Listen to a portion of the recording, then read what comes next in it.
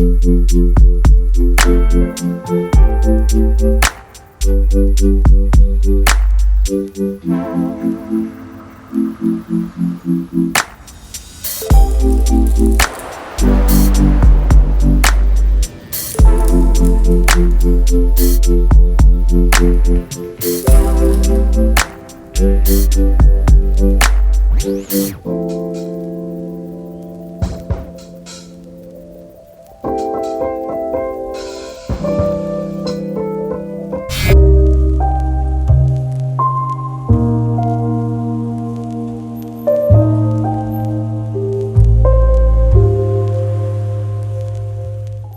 am Daniel Madison, welcome back. Thanks for being here. Thanks for choosing to spend a bit more time with me and Charlie Madison today. We both really appreciate it. In this video, I'm going to teach you this boss move. But before that, as promised, I'm going to teach you my beastly, humongous anaconda. Here's what it looks like in real life. Absolutely incredible. Let's get straight to it. I'm Daniel Madison, and this is how you do the Madison Anaconda, aka the sausage anaconda. Wow.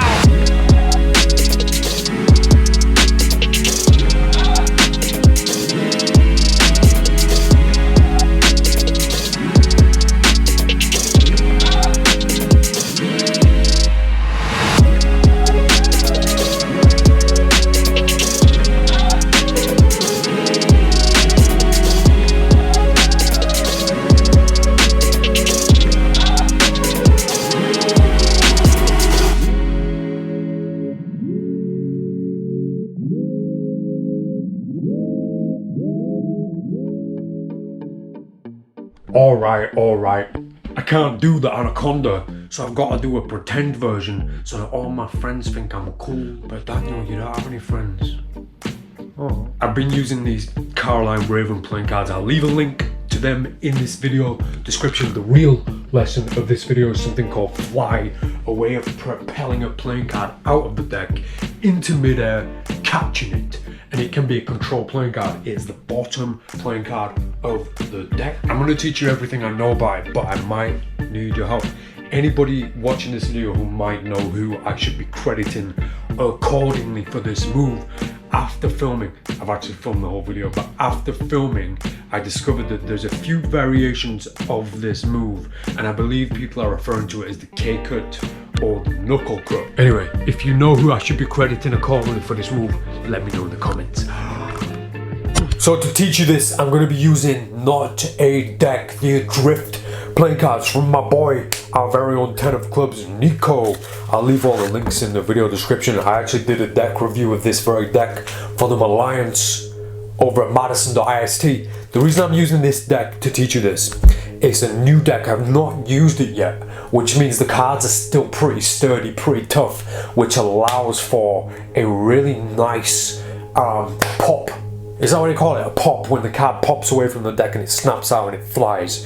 The durability of the playing cards, how sturdy the playing cards are, is going to have a huge impact on the way that the card actually leaves the deck and how well it propels away. If you're using a floppy deck, then you're going to get a sloppy result, right? That goes without saying. You can't perform very well with floppy sausage, okay? So, and that's no excuse, by the way. We'll get to that, but right now I want to teach you the technique in the best possible way. So I'm using a new deck, and when you're learning this, if you don't already know these kind of things, in terms of propelling playing cards away from a deck of playing cards, it's important that you practice with a fairly new deck. We'll get to all that, Daniel. Right. This allows you to propel away, to fire away from the deck any playing card you want. It's always going to be the bottom playing card. So we can take advantage of this, use it for tricks. And the reason that I perform this way and execute this way, the first time I saw something like this was David Blaine did this, but he executed a hot shot cut, which I believe was created and taught by Daryl. And I could never do it. And when I was learning, I actually learned wrong, and I learned a very different way So the method that I learned ended up being unique to me, but still I wasn't very happy with it. And by the way, it looks like this. So because it looks similar to the hot shot cut, I called it the cold shot cut. Creative genius over here. Time goes by, I fell out with the cold shot cut because next to a hot shot cut it didn't look that impressive, and most importantly, when you watch it carefully, you can just tell where the playing card's coming from, and that was a huge problem for me. You could tell that it was the bottom playing card, and I didn't want to execute this, perform this, and have somebody say, oh, it's just a bottom playing card. So I worked on a few different ways to allow me to make it kind of disguise where that playing card's coming from. And I know a lot of these fly moves, these pop-out moves do cater to that, so you don't really know where they're coming from. And you know, we can apply the same argument to Snap D that I already taught on my channel, because it's clearly the top playing card, whereas Fly, I think I've disguised it well enough so that it looks like that card's coming from a very random position, especially when we can aid that, when we can help that by shuffling the playing cards and making it look like we've got no control over the deck. Let's get straight to the mechanics though before we get into all that. It's going to be the bottom card of the deck. We're using 9 of clubs, of course, and I'm going to hold the deck at my fingertips like this, not right at my fingertips, but just at the very top. Finger 2 and 3 are kind of in the middle, towards the middle, and the thumb is a little bit more towards the top, but not all the way to the top. Thanks, Charlie. Finger 1, although the grip isn't important at this point when you get prepared for it, finger 1 and finger 4, they're relaxing on the side. And when you're going to go into the move, which looks like this is the basic execution of it without all the decorations that hide where the card's coming from. When you go into it, there's a little bit of a shift with your fingers. Now the most important and arguably the most difficult part of this is this shift right now. So finger 1 kind of swaps places with finger 2, so that you end up holding the deck like this. Thumb here, finger 1 here, kind of parallel. I'll try and get a bit close to the camera. Across from each other like this towards the top of the deck. And this line across the middle is actually a good measurement for us. So you can see my thumb and finger are just above that line. Now, this is the difficult bit. Finger 2 is going to go under the deck and it's going to come all the way over here next to the thumb like this. Now, that looks weird, it feels weird, and it certainly is weird. It's very uncomfortable, and fortunately you're not going to be in this grip for too long, you're not going to stay in this grip. But this is the final moment before we execute the scissoring action that's going to separate the deck, it's going to cut the deck. So essentially you're going to try not to use the word essentially. What you are going to do is cut the deck in a scissoring action. So from this position, finger 1 under the thumb, finger 2 comes all the way over here, contacts the thumb. Now it's important that finger 2 goes as far as it possibly can over your thumb. Don't just get it there and leave it there. Don't just, enough's not enough. You've got to go as far as you can with this finger. So the finger goes all the way over. And now you're gonna pull this finger back, so it's gonna go back to where it came from, and it's gonna take the bottom half of the deck with it. At the same time, the thumb is already cutting the deck, so I'm cutting the deck like this. The deck's already cut in half with the thumb, and finger 2's helping that bottom half. So this is the cutting point, and it doesn't matter what card this is or where you cut in, if it's exactly half or not. Although saying that, it does matter, but you don't have to be exact. I never think about how many cards I'm cutting at that point, as long as it's about half. We'll get to why there's a moment of importance that I need to address in that once we can do the move. But right now, so you're in this position from here to here, fingers all the way over here, the thumb cuts, and you can see both packets are starting to propel like so, and you'll feel this very uncomfortable grip here between finger 1 and 2, which is taking the entire bottom packet. The entire bottom packet is between these two fingers now. The top packet is here, so you're going to come over here and extend all your fingers as much as you can, as far as you can.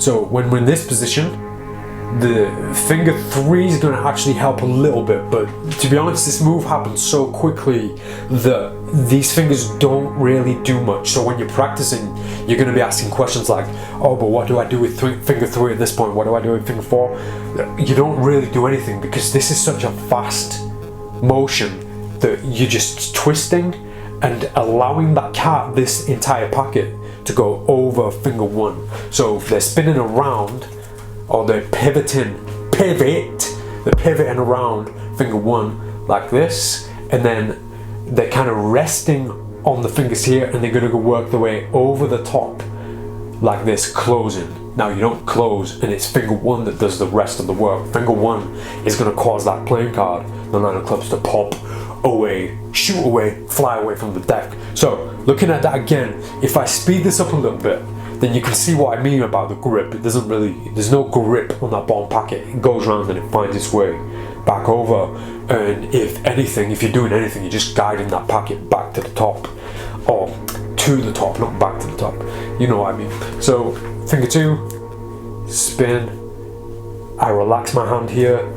The packet kind of falls into my fingers, and I guess it's important that we look at this up close. The packet is kind of resting on finger 4, and finger 3 is kind of holding it in place, I guess. And it's weird to talk about this because I've never taught this before, so I've never thought about what this is like slowly. And it's difficult to try and express, to try and let you know that this is important, this part, because what you're aiming for is a grip that's going to allow that packet to simply go around and up, so it doesn't stop moving like that. It just doesn't stop, so it's all one motion. So when we try and slow it down to teach it, we actually cause a few problems because it shouldn't be slowed down, which is why I guess it's difficult to explain. So finger 2 here, and then it guides its way to the top. So as a cut, if we just did that as a cut, that's what it would look like. A bit sloppy, a bit messy. This looks pretty, this bit looks a bit pretty, and then it comes back on top. So practice the cut a little bit, and when you're practicing and when you get used to this, you'll notice one thing always happens when you do this as a cut. One thing always happens, and you can see it happening with my deck now. The bottom card comes along for the ride. So it's a very natural, organic move because it's happening itself. So if we created this as a cut, we would probably arrive at the pop-out move, fly itself, without trying. So here's the actual fly action. Now that we know this, here's the fly action. Finger 1 just extends, the card is at this angle, as you can see, and then finger 2 presses upwards. So I'm like this, finger 2 presses up sharply, and the card propels away. Now, if you don't know how to do any kind of fly out, any kind of pop out move as it is, just practice by taking a card and putting it in at this angle, just like this. Grip the deck, thumb across the top. I usually find finger 4 at the bottom of the deck like this. Finger 1 is going to extend, but it's going to be kind of pointing away from the deck. Finger 2 is going to come along for the ride, and then when your fingers are extended like this, you're ready. You might assume when you're learning this and you're practicing this that finger 1 does the work, but it doesn't. It's always finger 2. Finger 2 makes contact with the index, and it's a very sharp action. So you are really kind of snapping it up like this, just like that.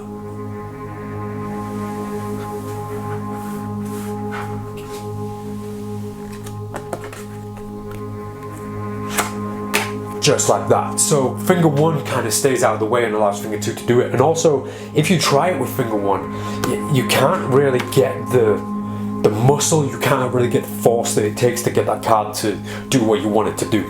So all the cut really is doing is getting the bottom card from this position into this position. So it's worth practicing just taking a card and putting it in there, and then using finger 2 snap the card out. It's worth practicing because then you're going to learn quite a few more important things by doing that. One of the most important things for the actual flight itself, the propel, I don't know what word to use, the actual flight itself, the actual move, is flicking the wrist. Now, if you're like me, you'll have a really good wrist action already. So when you flick finger 2 upwards. I've also got a pretty good flicking action, if I don't mind saying so myself, with my fingers. So tie that in and match that up with a flick of the wrist when you're snapping the finger, and then you can really have a lot of control over where that card goes and how far out it flies and how much hang time you get. And it's all down to the wrist and the finger, the kind of the marriage, the compromise between both working together. So from here, with the wrist and the finger as well, I can get a really nice kind of boomerang airtime feel. Whereas if you don't do the wrist action and you just do the finger, you kind of have less control over where it's going, and it just looks a little bit weird that this hand is so stationary. So you wouldn't do that anyway. We're gonna add so much more to this by the way that we actually perform the move. And now when I say perform, the execution is one thing, which is what we know already, but the performance improves magic 100%.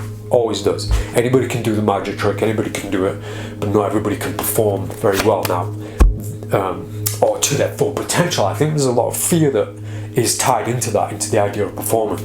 When it comes to this move, as well as cardistry and flourishing and that whole world itself, back when I produced and released one of my first ever projects a long time ago called Lethal, which was a cardistry DVD, self-produced. Oh man, I should talk about that at some point.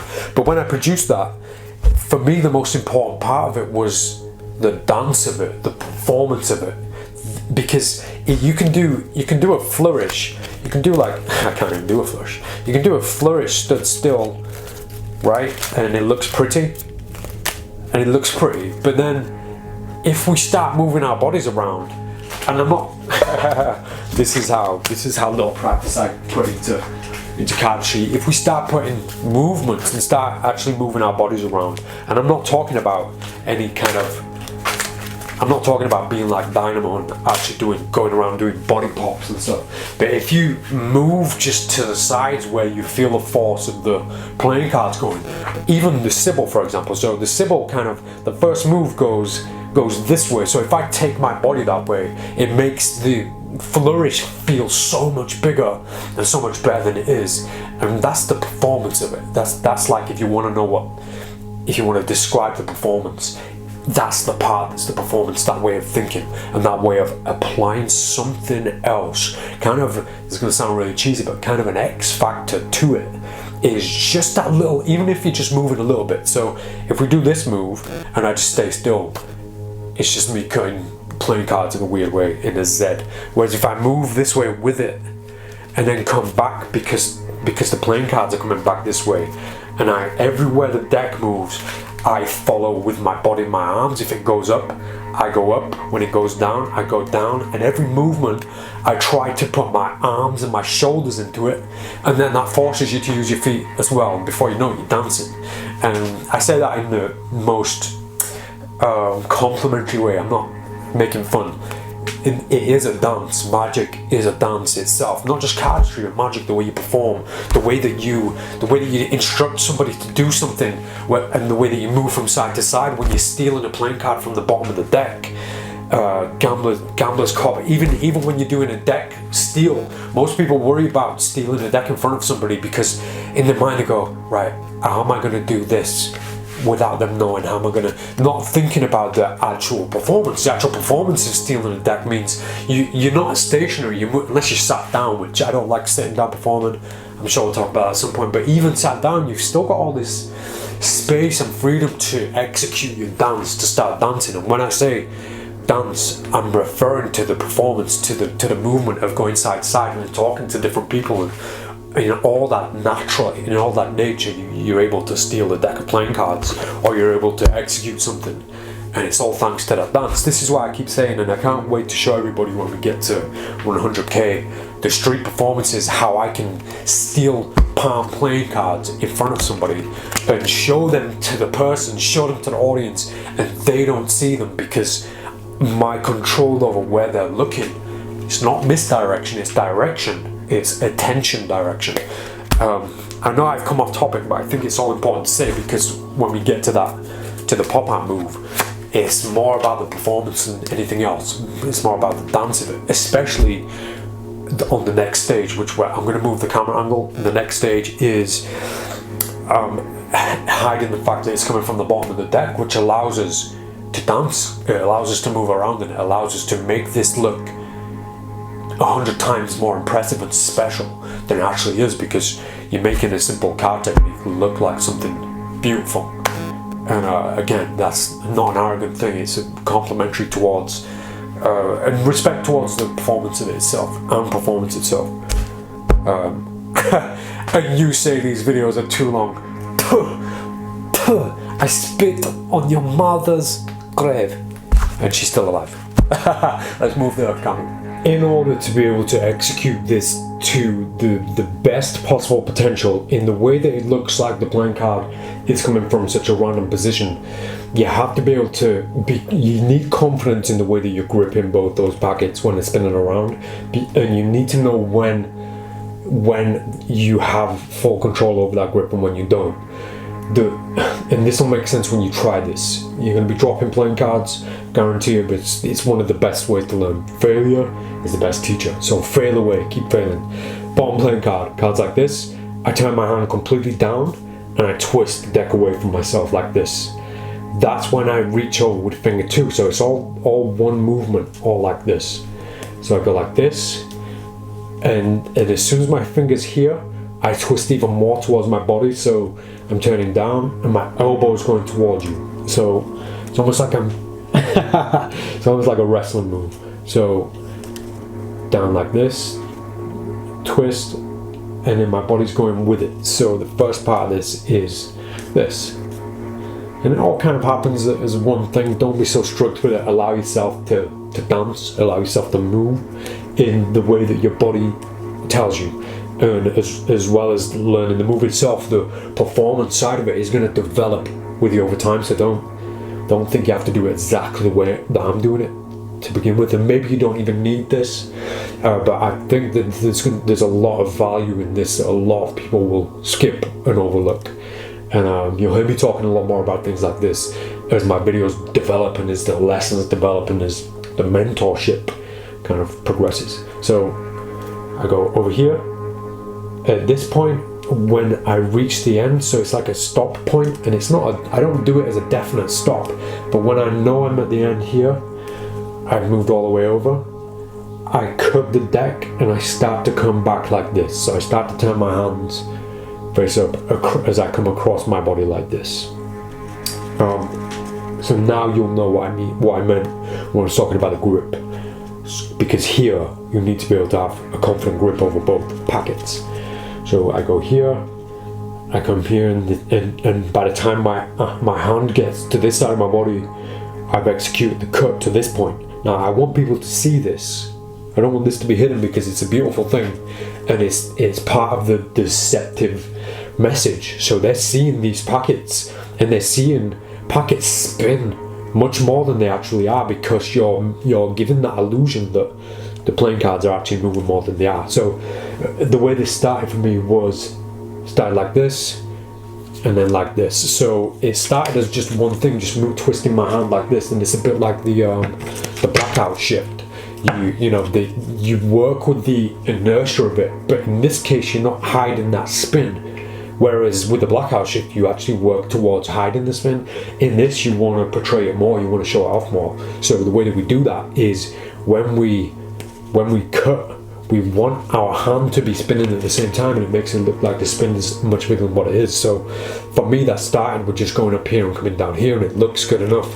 I think it looks good enough to go from here to here, and then all of a sudden the card pops out of the middle, like a lazy sausage, like a party sausage that was really weak. But the extension of that, and to take that further and further, I found myself coming over here, and it looks like so much more of a bigger deal than what it is. So you'll figure out that the point of the spin is kind of nice on its way back. So the finger goes here now, they've seen one spin, you come back, they see another spin, now all of a sudden the deck's cut and the playing card's already protruding. So from here to here, off. So from here to here, you see the spin, you see the cut, and then the card's already made its way out on its own. It feels like on its own, so you kind of blur in the vision of what the participant sees, and that's enough.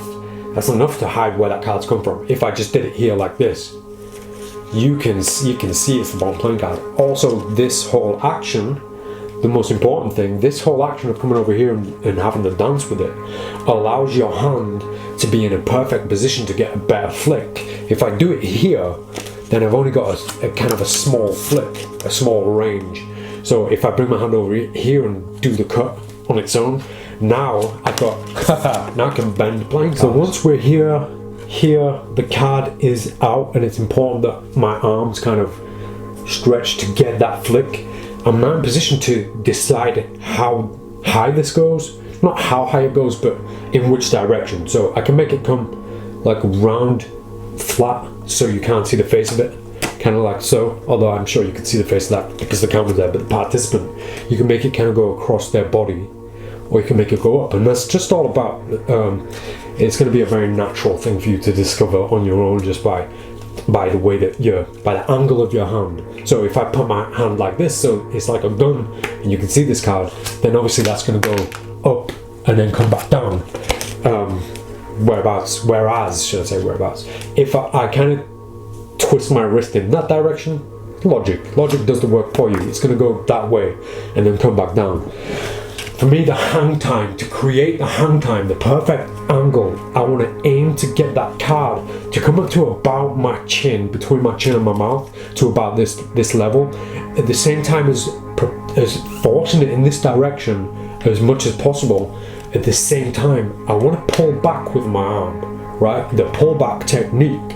I'm not very familiar with this myself, I've not had much experience apart from with playing cards, but a pullback technique from here, once we're in this position, I'm going to apply all the force and all the flip that I have that would make the card go far away, but I'm going to pull my arm back, taking away from that energy, kind of using the energy passively, so that we still have the same amount of revolutions, spins, same amount of spins and same force, but instead of the card flying that way, it's still using the same force and the same energy, but it's staying closer to us. I'll show you what I mean from here.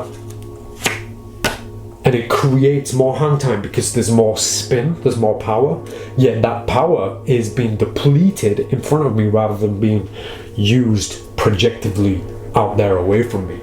I hope that makes sense. So once again, and even if you practice it, just sticking the card in here and then pulling back as you flick.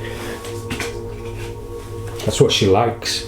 Pulling back as you flick, then you get this hang time that's just a beautiful thing. And obviously you can apply this to other fly moves, other pop art moves. And obviously it's the bottom card. We know it's the bottom card, so use that to your advantage in the trick.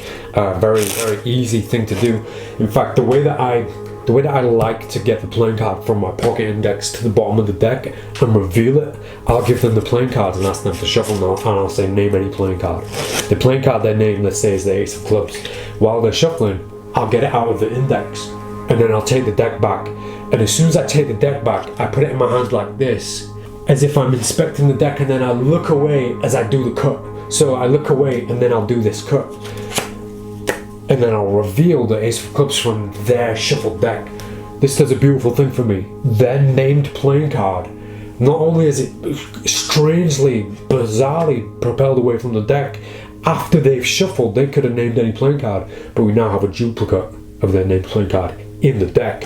Speaking of the Advocate, we'll get to the Advocate on this channel very soon. I'm so excited, but I do think it's going to be something that we save for 100,000, because the only way I want to present that to anybody is by showing you showing you real life performances with real people. So let's work on getting me to 100 so I can share things like that with you. The real stuff, the gold. That was Fly, a means, a method to get the playing card to pop away from the deck in such a beautiful way. Let me know what you think of this format as well, this way of thinking. I thought I'd give the GoPro a spin. It helps me bring you in so much closer to the playing cards, to the details. So many more dope tutorials on the way. Some more episodes of Learn Magic on the way too. All I ask in return, make sure you subscribe so that you get that notification bell going ding ding ding ding whenever I drop a new tutorial. But as for now, thanks, and funk for spending some time with me. I'm Donegal Madison. I'll see you next time. Come with me this time. Ready? 1, 2.